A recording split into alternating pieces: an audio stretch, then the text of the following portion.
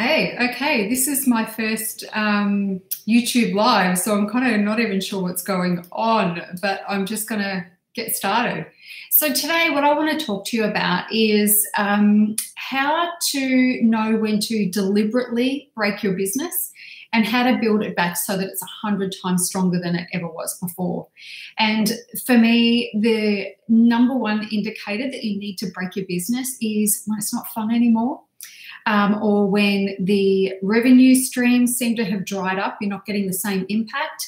And also maybe you stopped getting results for the people that you're working with because you've maybe lost your passion for it.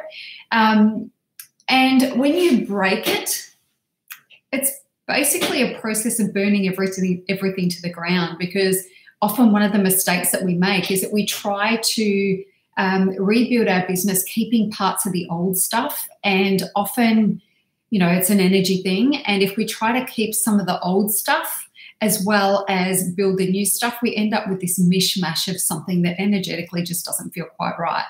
And so if your idea is to fall back in love with your business and create something that was bigger and better than what you had before, really, a lot of the times it is this burning to the ground process where we basically decide that we're starting from scratch, come at it with the idea that, if I didn't have to do any of this stuff ever again, if I just released myself from everything that I've been doing in my business and I started to put it back together again, what would that look like? What would it look like? Which parts of my business would I keep and bring back in?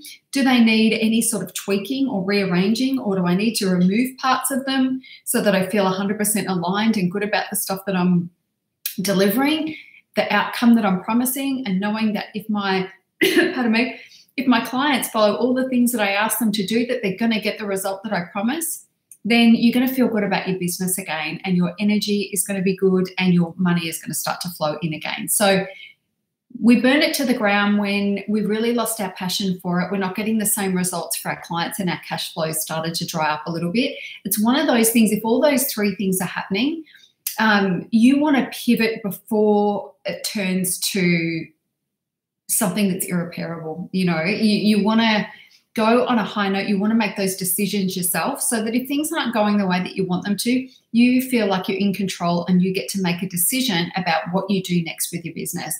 And then from there, as I say, just go through that process of like, what are the things that I loved about my business? And if that's all I ever did, if I just showed up every day and that was the only thing that I had to do, I would be totally in love with my business. They're the things that you want to keep or add back in, and just know that they are being added to your business because it's a conscious choice and not something that you've fallen into because, once upon a time it was what you did and what you were good at and people knew you for. I was known for doing certain things in my business and having a certain program, and then I didn't want to do that anymore. And I waited too long. I really did wait too long because I kept thinking I could resurrect it in some way. But what I was trying to do was rebuild it with some of that old energy, and that never works. We need to create new stuff with new energy, with new optimism, with new excitement. Think about when you launched the business that you have right now. I bet you were so excited about it. You couldn't sleep. You couldn't, you didn't want to eat. You were sitting there for hours at a time at your desk just trying to get this thing done, right?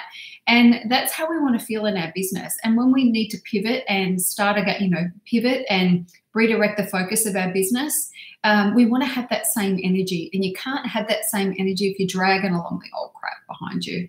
Anyway, short and sweet today. I hope that helped. I can now say that I've popped my YouTube live cherry. I hope people get to watch it, and I'm going to do more of them. So make sure that your notifications are on, and I look forward to seeing you in my community and seeing you when I'm on here live. Thanks for that. Bye.